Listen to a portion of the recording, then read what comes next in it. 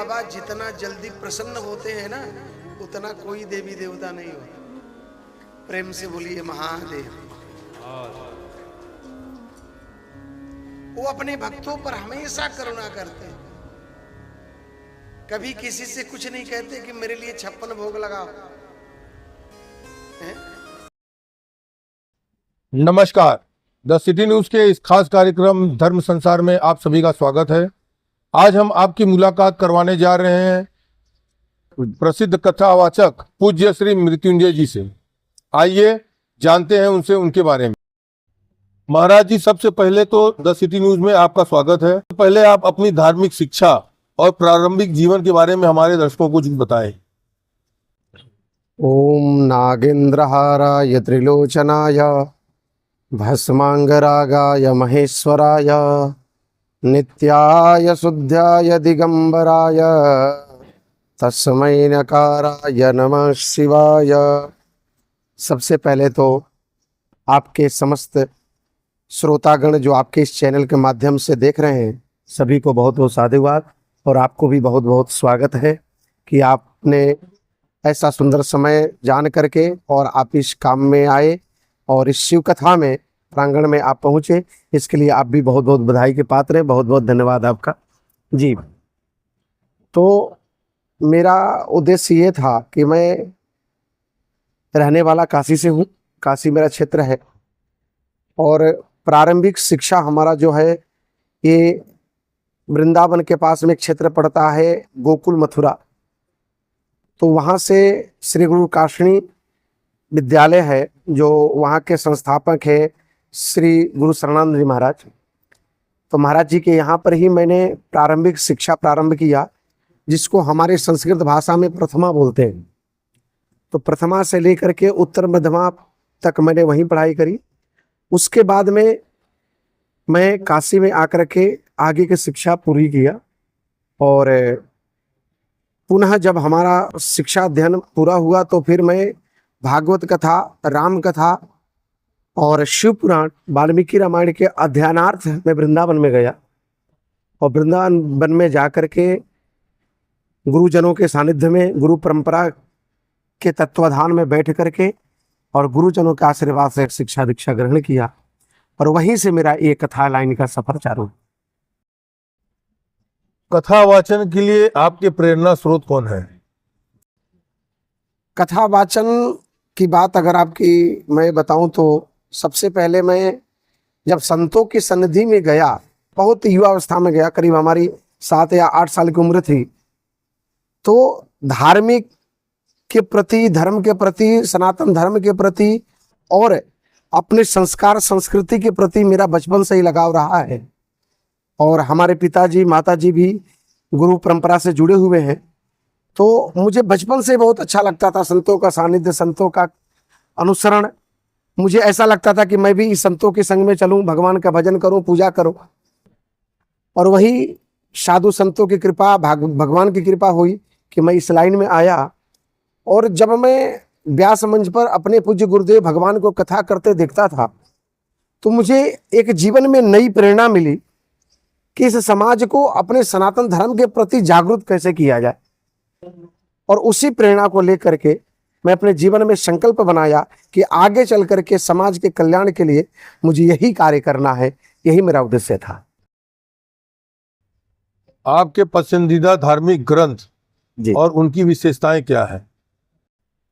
देखिए, हमारे सनातन धर्म में जितने ग्रंथ हैं, चाहे पुराणों के बारे में करें तो व्यास जी महाराज ने 18 पुराणों की रचना किया है। एक से एक सनातन धर्म के भौतिक इतिहास उसमें वर्णित है और सारे पुराण का लक्ष्य यही है कि तस्मात् केनापुपायेन मनः कृष्णा निवेशयेत्। सब कुछ छोड़ करके संसार के क्रिया को करते हुए अपना जीवन का जो लौकिक धर्म है उसका पालन करते हुए अपने मन का कनेक्शन भगवान के प्रति जोड़ देना समस्त पुराणों का यही लक्ष्य है। लेकिन आपने एक सुंदर प्रश्न किया कि मेरा पसंदीदा ग्रंथ कौन है, तो मेरा अपना विषय बताता हूँ। मैं प्रोफेशनल तो भागवत वक्ता हूँ, भागवत कथा करता हूँ मैं, उसके बाद में पसंदीदा ग्रंथ में हमारा वाल्मीकि रामायण श्रेष्ठ है, शिव पुराण श्रेष्ठ है। इस ग्रंथों की मैंने विशेष अध्ययन किया है, इसके समस्त टीकाओं का अध्ययन किया है। इसके प्रति, इसके सानिध्य में जितने ग्रंथ हैं, चाहे श्रीमद् भागवत गीता हुआ और चाहे श्रीधर स्वामी जी का टीका हुआ, चाहे आनंद रामायण का विषय हुआ, उपनिषद हुए, तो इस प्रकार से ग्रंथों का अध्ययन करके मेरा मूलतः विषय भागवत महापुराण और वाल्मीकि रामायण है। कथा वाचन के दौरान आप किस प्रकार की तैयारी करते हैं? हाँ, ये तो आपकी बात बहुत अच्छी है, क्योंकि कोई भी वक्ता हो, कथा वाचन के लिए बहुत ही मेहनत परिश्रम करना पड़ता है। और पहली बात तो कथा वाचन करने के लिए उपयुक्त होना ही बड़ी बात है, क्योंकि हर व्यक्ति व्यास मंच पर बैठ के कथा नहीं बोल सकता।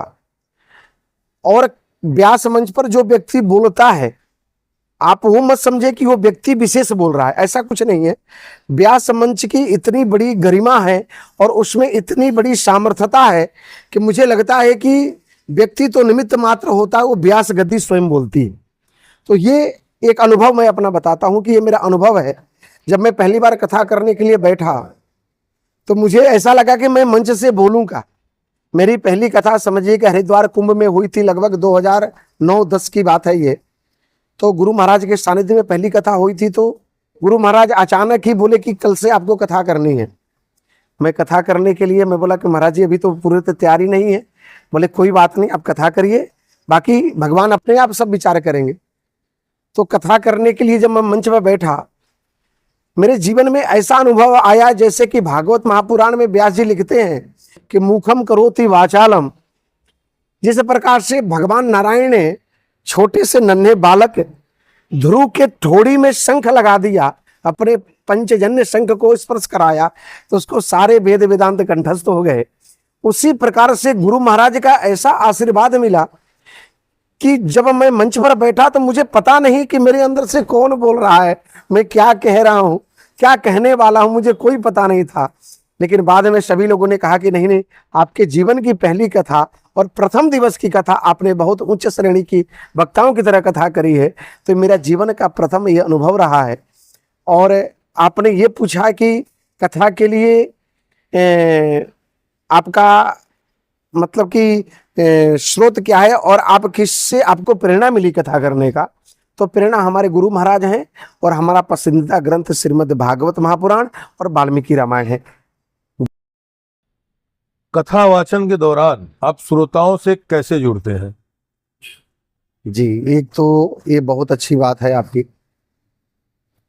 कथाओं में श्रोताओं के लक्षण बताए गए हैं जो हमारे शास्त्रों में लक्षण हैं। हमारे श्रीमद् भागवत महापुराण में 3 प्रकार के श्रोताओं के लक्षण हैं। श्रवणस्य विभेदेन फलभक्षेण संस्थिता। कथा में श्रवण की विधि क्या होनी चाहिए और किस प्रकार से कथा हमें श्रवण करना चाहिए, ऐसे 3 प्रकार के श्रोता हमारे शास्त्रों में वर्णित है। पहले नंबर के जो श्रोता हैं उनके बारे में बताया है कि उनका नाम है सोता। सोता का मतलब यह है कि वो कथा पंडाल में आते हैं, उनको कथा से कोई लेना देना नहीं। वो आए और उनका सिंहासन जहां अच्छा मिल गया, बैठने की व्यवस्था मिल गई, कुर्सी की व्यवस्था मिल गई, तो आ करके 3 घंटा इतना आनंद से सोते हैं।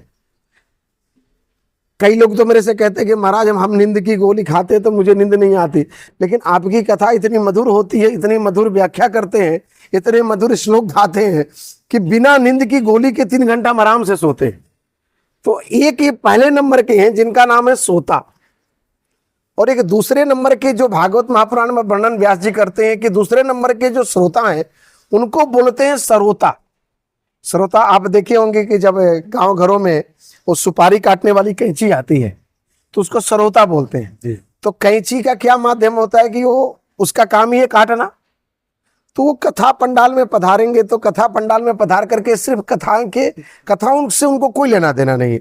सिर्फ कथा में आकर के ये देखेंगे कि आज पंडाल अच्छा नहीं बना है, आज प्रसाद की व्यवस्था अच्छी नहीं है, आज व्यास जी कुछ भजन कम गा रहे हैं, कमेटी के परिवारजनों ने व्यवस्था अच्छी नहीं बनाई है।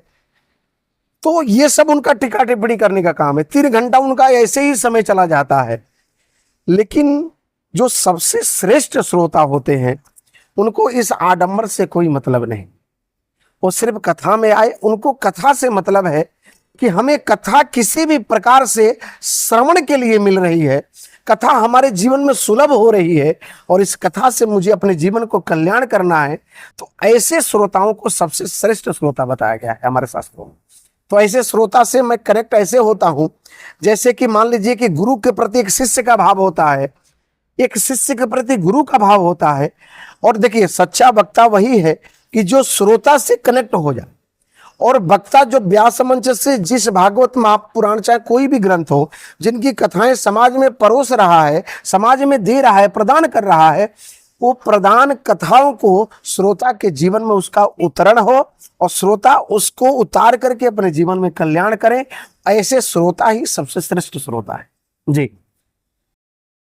क्या आपके कथा वाचन के दौरान कोई विशेष अनुभव या घटना है जिसे आप साझा करना चाहते हैं? जी बिल्कुल। मैंने लगभग आज से 4 वर्ष पहले की घटना आपको बताता हूँ। उस समय मेरी कथा चंडीगढ़ में चल रही थी। तो चंडीगढ़ में कथा के दौरान एक घटना मेरे संग घटी। एक माताजी थी, माताजी आकर के बोली कि प्रभु गुरुजी मैं अपने जीवन में सारे धर्म को अपनाती हूं, गुरुजनों के, संतों के, महापुरुषों के, विद्वानों के बताए हुए सारे नियम को पालन करती हूं मैं, लेकिन पता नहीं हमारे जीवन में सुख शांति क्यों नहीं है। हमारे पड़ोसी घर में रहते हैं, पड़ोसी हमारे क्लब में जाते हैं, नाना प्रकार के दुनिया में जो उल्टा सीधा चीजें वो खाते पीते हैं, कोई धर्म का वातावरण उनके घर में नहीं है, पालन नहीं करते, लेकिन फिर भी वो सुख सुविधा से बिल्कुल युक्त है, उनको कोई चिंता नहीं है। और हम इतने नियम धर्म का पालन करते फिर भी मेरे घर में कष्ट क्यों है? मैंने कहा कि माता जी बात ऐसी है कि हमारे भगवान जो है ना, वो भगवान उन्हीं लोगों की परीक्षा लेते हैं जो क्लास में बैठता है। जो क्लास में बैठता है परीक्षाएं उसी की होती है। जो क्लास से बाहर है वो तो ऑलरेडी फेल है। उन माता जी का एक जिज्ञासा था। उनके घर में एक बहू थी जिनका समझिए कि काफी शादी के 15-16 वर्ष हो गए थे, उनके घर में कोई संतान की प्राप्ति नहीं हो रही थी। पड़ोसी उनको जीने नहीं दे रहे थे। आजकल के पड़ोसी भी बड़ा विचित्र मिलते हैं। कोई भी घर में कुछ ऐसा हो जाए तो जीने नहीं देते। आपके घर में पोता नहीं है, आपके घर में बालक नहीं है, आपका मुंह देखना बेकार है, आपका ये चीज करना बेकार है, आप जल देती हैं, आपके जल भगवान अर्पण स्वीकार नहीं करेंगे, ऐसे नाना प्रकार के आडंबर करते हैं। माता जी ने निवेदन किया कि गुरुजी आप मेरे घर में क्या कथा कर सकते हैं? मैं बोला कि बिल्कुल आप आदेश करिए। अपितु उन्होंने हमें से पूछा था कि खर्चा क्या लगेगा। मैं बोला कि मैया कथा में कोई खर्चा नहीं है, आप मुझे स्वयं बुलाएंगी तब मैं आकर के भागवत की सेवा करने के लिए जन्म है हमारा, ये जीवन भागवत की सेवा करने के लिए चल रहा है। मेरा कोई डिमांड नहीं है। हाँ, कथा के बाद में आप जो पत्र पुष्प अर्पण कर देंगी वो मुझे स्वीकार है, लेकिन मेरा पर्सनल कोई डिमांड किसी प्रकार का नहीं है। प्रभु जी आपसे मैं शेयर करना चाहता हूं आपके इस न्यूज चैनल के माध्यम से, भागवत कथा एक कल्प वृक्ष है और भागवत कथा रूपी कल्प वृक्ष के प्रांगण में बैठ करके आप संसार की किसी भी वस्तु की कल्पना करेंगे, भगवान उस कल्पना को जरूर पूरा करते हैं। और ये जीवन की मेरे बहुत सुखद घटना है कि परसों की बात, इस कथा के मध्य में ही जो कथा चल रही है यहाँ पर अंधेरी ईस्ट मुंबई में शिव महापुराण की, इस कथा के मध्य में परसों ही फोन आया। और फोन डायरेक्ट मेरे पास नहीं है, मेरे आचार्य जी उनके पास फोन आया, बोले कि गुरुजी से क्या बात हो सकती है? तो मैं उस समय कथा व्यास मंच पर बैठा था, तो बोले कि घर में एक पोता का जन्म हुआ है भगवान की कृपा से, और गुरुजी से बात हो तो इस बार हम श्रीधाम वृंदावन में कथा का आयोजन करेंगे। तो ये हमारे जीवन का प्रत्यक्ष घटना है कि गोविंद के सन्निधि में अगर बैठ करके अब भागवत रूपी गंगा में बैठ करके भागीरथी में स्नान करेंगे तो मुझे लगता है कि संसार के सारी चीजें हमको प्राप्त हो सकती है। ये हमारा अपना अनुभव है। आपके कथा वाचन का समाज पर क्या प्रभाव पड़ता है और आप इसे कैसे देखते हैं? समाज में हमारी कथा से प्रभाव जरूर पड़ा है लोगों पर। कई लोगों ने, जो लोग मदिरा के आसक्त थे, क्योंकि देखिए कलिकाल में 4 चीजें बहुत प्रचलन में चल रही है, क्योंकि कलियुग उन 4 जगह को कभी नहीं छोड़ता। द्यूतम पानम स्त्रियः सूना, ये 4 चीज जो कलिकाल के प्रथम गुण हैं कलियुग के, वो 4 चीज से हमारा समाज बड़ा ग्रसित है। आपको बता, सबसे बड़ी चीज है कि द्यूतम, समाज में जुआ खेलने वालों की कमी नहीं है। लोग रोज जुआ खेलते हैं, करोड़ रुपया लेके जाते हैं, लेकिन जब बाहर निकलते हैं तो समझिए किराए के पैसे नहीं मिलते। इसी जुआ काल से, इस जुआ में कलयुग किसके रूप में वास करता है? कलयुग जुआ में समझिए कि कपट के रूप में वास करता है। अब बिना कपट का जुआ होता नहीं। और दूसरा बात कही पानम, सुरा पान करके मैंने बड़े बड़े लोगों को देखा है, MBBS किए हैं, PhD किए हैं, लेकिन श्रीमान जी दारू पी लिए तो उनका कनेक्शन भगवान से जुड़ जाता है। और फिर वो क्या करते हैं, कोई सुध नहीं रहता उनका, औंधे मुंह करके नाली में पड़े रहते, कुत्ते से भी बात करते। और मदिरा पीने के बाद में व्यक्ति को मद होता है, नशा होता है, और मद में कलयुग का वास है। और तीसरी बात कही, समझिए कि स्त्रियः, हमारे समाज में, हमारे संस्कृति में पर स्त्री का गमन करना वर्जित है। सबसे बड़ा जघन्य पाप है हमारे समाज में, किसी प्रकार की, किसी भी अपनी नारी को छोड़ करके पर नारी का कभी भी सदुपयोग न करें और उससे दूर रहें। पर स्त्री का गमन करना, पर स्त्री का गमन करते तो उसमें कलयुग कुत्सित काम के रूप में वास करता है। और उसके बाद में चौथी बात कही सूना, सूना मतलब हिंसा।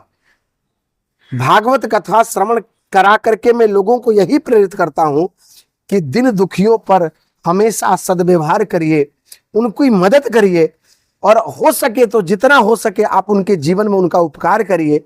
तो ये भाव रहता है।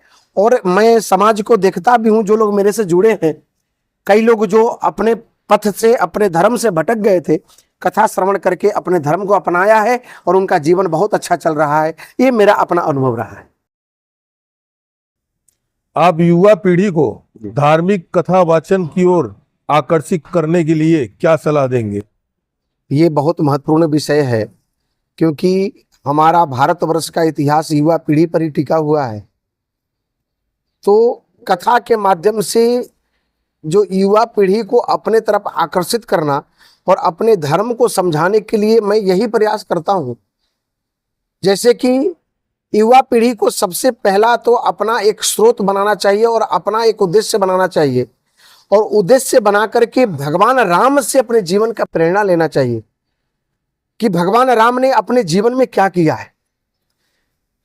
युवा, जो हमारे समाज में युवा वर्ग के लोग हैं, देखिए जब तक युवा वर्ग हमारे समाज के में व्यवस्थित नहीं होंगे और हमारे समाज का भार अपने कंधे पर नहीं लेंगे तो हमारे संस्कृति का रक्षा करना बड़ा मुश्किल है।